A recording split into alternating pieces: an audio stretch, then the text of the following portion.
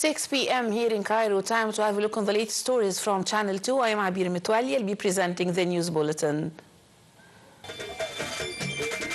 Prime Minister Mustafa Madbouli addresses the first leaders meeting of Global Alliance against Hunger and Poverty.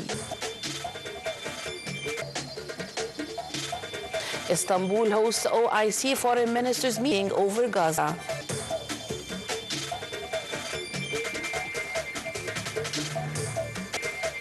And the United Nations says tens of thousands of Sudanese civilians have fled villages and towns of northern Kordofan state.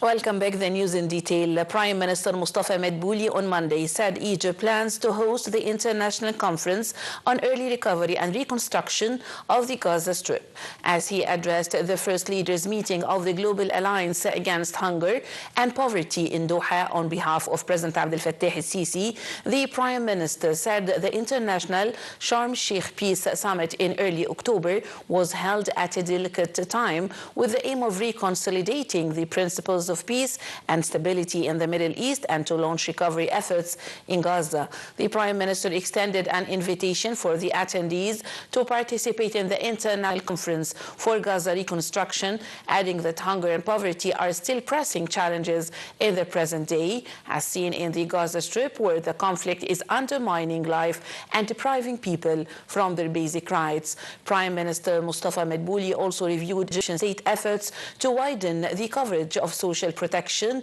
notably the presidential social development initiatives and programs that target more than 60 million people in Egypt and reflect commitment to the goal of eradicating poverty and achieving sustainable development. The Global Alliance Against Hunger and Poverty was launched in 2024 at the G20 summit in Rio. Its governance framework calls for a regular summit against hunger and poverty to be held at head of state and government level at the size of an existing United Nations conference or G20 summit.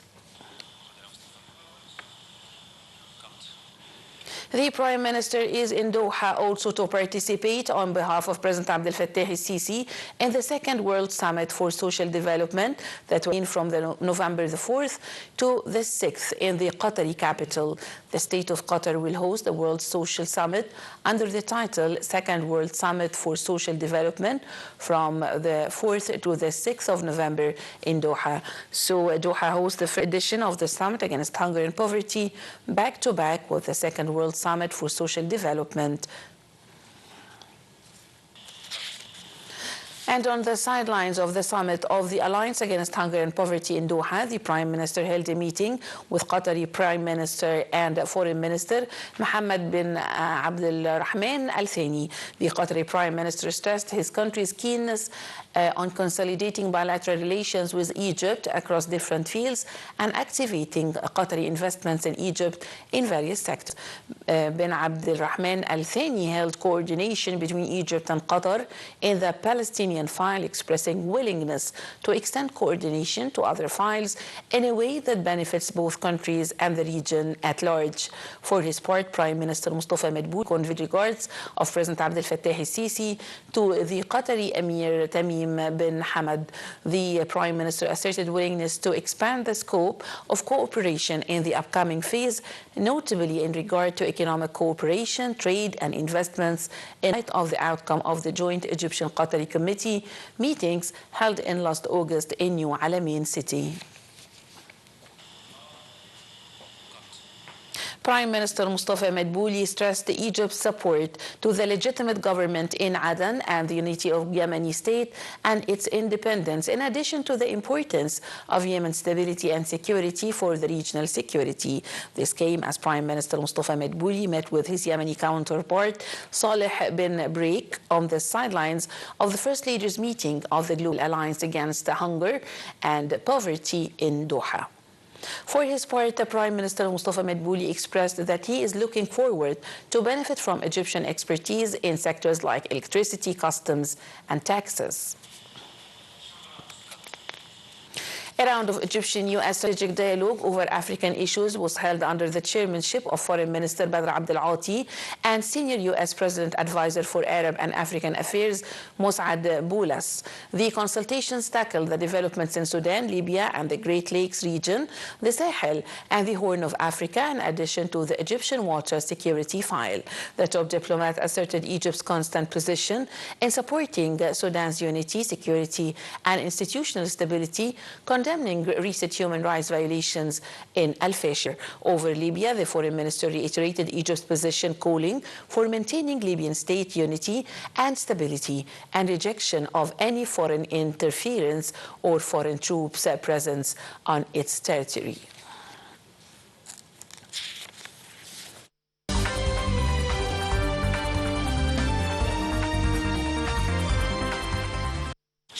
And to Turkey, a meeting for foreign ministers from several Muslim states was held in Istanbul to discuss the next phase and the construction efforts in Gaza ceasefire agreement. Turkish President Recep Tayyip Erdogan said Monday that Hamas is determined to stick to the Gaza truce, adding it was crucial that Muslim nations play a leading role in the Palestinian territory reconstruction.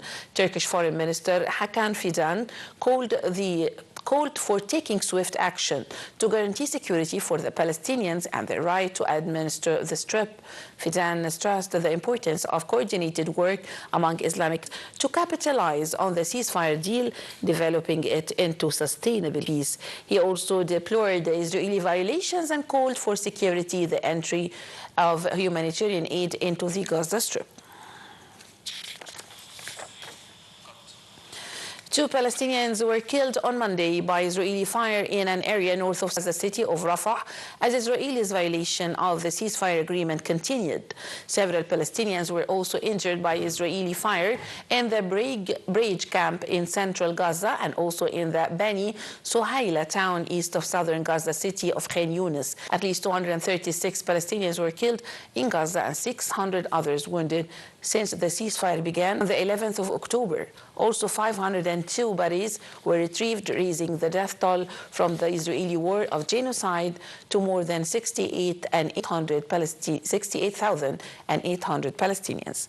Meanwhile, health officials in Gaza say that Israel has handed over the bodies of 45 Palestinians in return for the bodies of 3 hostages returned from the Gaza Strip the previous night. Israel said the remains were returned the previous night belong to the army soldiers who were killed on October the 7th, 2023 attack. And the 64th humanitarian aid convoy began entering into the Palestinian territory of Gaza via the subtle of the Rafah land port on their way to Karma Abu Salim and Al Auja border crossings ahead of reaching Gaza. The convoy, part of an Egyptian-organized initiative called Zed al-Izza that started in late July, aims to alleviate the humanitarian suffering of the Israeli war and the blockade-stricken population in Gaza. It is loaded with thousands of tons of urgently needed food, medical and relief supplies, in addition to petroleum and fuel substances. And to Lebanon, the health ministry said Israeli strikes on southern Lebanon killed 2 people and wounded 7 others on Monday. One of the 2 victims was killed in the town of Duwair in Nabatea province. 7 others were wounded in the same strike. The second strike on Aita Ashab in the same province also killed 1 person. The Lebanese media said that the first strike caused damage to the local shopping center.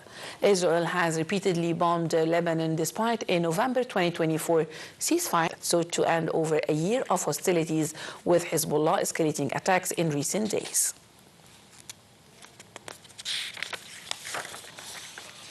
The United Nations announced that tens of thousands of Sudanese civilians have fled cities and towns in northern Kordofan state a week after the Rapid Support Forces militia took control of Al-Fashir city in Darfur. The United Nations International Organization for Immigration said around 36,825 Sudanese civilians have fled 5 towns and villages in northern Kordofan east of Darfur. The United Nations Human Rights Commission said violations by RSF against the inhabitants of Al-Fashir amount to genocide. It called for opening swift investigations into the violations and holding preparations accountable for the crimes. American President Donald Trump said he is not considering a deal that would allow Ukraine to obtain long-range Tomahawk missiles for now. Trump has been called to plan for the United States to sell Tomahawks to NATO nations that would transfer them to Ukraine, saying he is against escalating the war. Tomahawk missiles have a range of 2,500 kilometers, long enough to strike deep inside Russia, including Moscow. The Kremlin has warned against any provision of Tomahawks to Ukraine.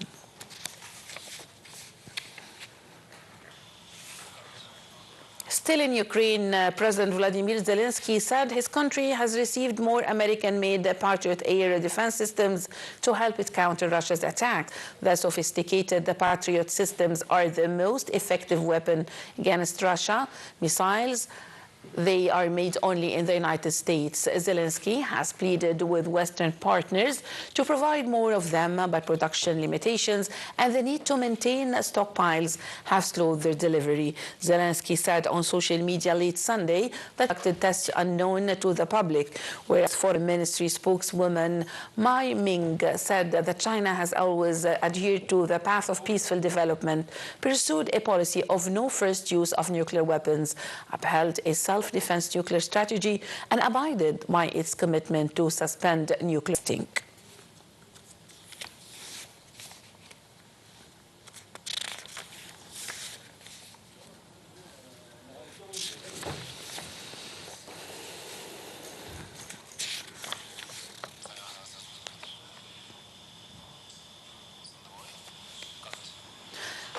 A powerful 6.3 magnitude earthquake shook northern Afghanistan before dawn Monday, killing at least 20 people and injuring scores.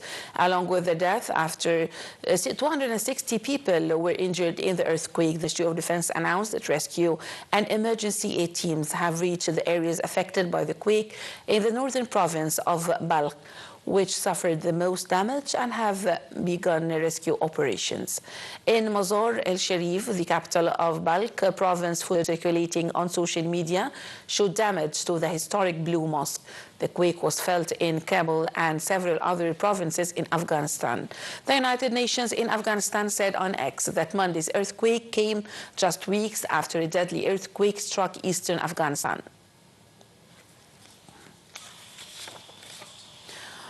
Back home, candidates in the upcoming House of Representatives elections continue campaigning for the first round of the vote. They're scheduled to conclude on November the 6th. On Friday and Saturday, November 7th and 8th, the marathon for choosing the members for the second chamber of parliament kicks off abroad. Voters across the country will cast their ballots on November 10th and 11th.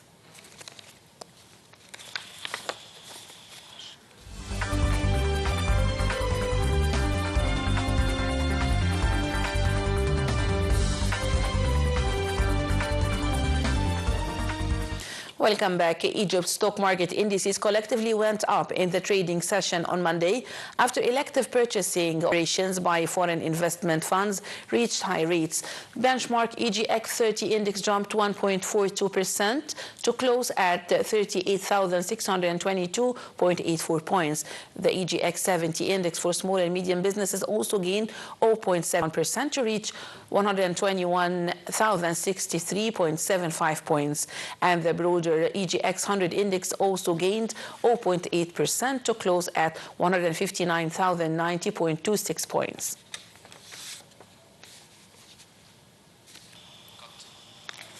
Minister of Petroleum and Mineral Resources Karim Badawi participated on Monday as Egypt's main speaker in the opening of annual Abu Dhabi International Petroleum Exhibition and Conference 2025. The minister spoke during the opening session entitled "The Reality of Energy, a Guarantee for the Safe Future in a World Full of Challenges."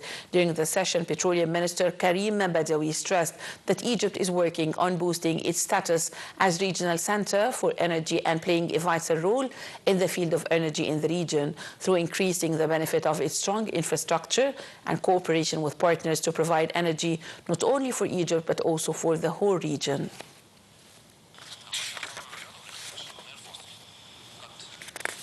And to the exciting world of sports, the Egyptian Premier League 13th round matches resumed with encounters for Cairo giants Al-Ahli, Pyramids and Al-Zamalek. The White Knights Al-Zamalek defeated Talai Al-Gaish 3-1 at Cairo International Stadium. Title holders Al-Ahli were held to goalless draw with Al-Masriya of Port Said at Burj Al Arab Stadium. The Red Devils have now 23 points in the second spot, 3 points behind the top leaders, Ceramica Cleopatra. Ceramica Cleopatra defeated Petrojet 2-1 at the Suez Canal Institution Stadium to grab the 3 points of the game and stay on top of the Premier League table with 26 points. Another game saw Pyramids beat their guest Ittihad of Alexandria 2-1 at the Air Defense Stadium. مشاهدينا أهلا بكم. والنشرة الجوية. يتوقع خبراء الأرصاد الجوية استمرار طقس مائل للبرودة في الصباح الباكر، مائل للحرارة نهارا على أغلب الأنحاء، حار رطب على جنوب الصعيد، معتدل الحرارة رطب في أول الليل، مائل للبرودة في آخر الليل. شبورة مائية قد تكون كثيفة صباحا على مناطق من القاهرة الكبرى والسواحل الشمالية والوجه البحري ومدن القناة ووسط سيناء، وفرص أمطار خفيفة على مناطق من القاهرة الكبرى والسواحل الشمالية والوجه البحري ومدن القناة ووسط سيناء، والبحر المتوسط معتدل، أما البحر الأحمر خفيف. وعن التوقعات لثلاثة أيام القادمة نبدأها من القاهرة. الثلاثاء العظمى 29، الصغرى 21، الأربعاء 28 19، الخميس 28 18. شرم الشيخ الثلاثاء العظمى 34، الصغرى 24، الأربعاء 31 23، الخميس 31 22. وعن الأقصر الثلاثاء العظمى 36 20، الأربعاء 37 20، الخميس 36 20. وعن درجات الحرارة المتوقعة على عدد من مدن ومحافظات الجمهورية نبدأها بالقاهرة العظمى 29 والصغرى 21، العاصمة الإدارية 29 19، الإسكندرية 27 20، دمياط 27 23، بورسعيد 28 24، العريش 29 18، رفح 29 20، الإسماعيلية 30 19، السويس 30 20، مطروح 24 20، وادي نطرون 29 20، المنصورة 29 21، طنطا 28 20، دمنهور 28 21، سانت كاترين 26 11، الغردقة 31 21، شرم الشيخ 34 24، الفيوم 29 20، المنيا 31 18، أسيوط 30 18، سوهاج 32 19، قنا 35 20، الأقصر 36 20، الوادي الجديد 35 21، أسوان 37 21، حلايب 29 24، شلاتين 30 23، أبو رماد 30 22، رأس حدربة 20 والصغرى 24.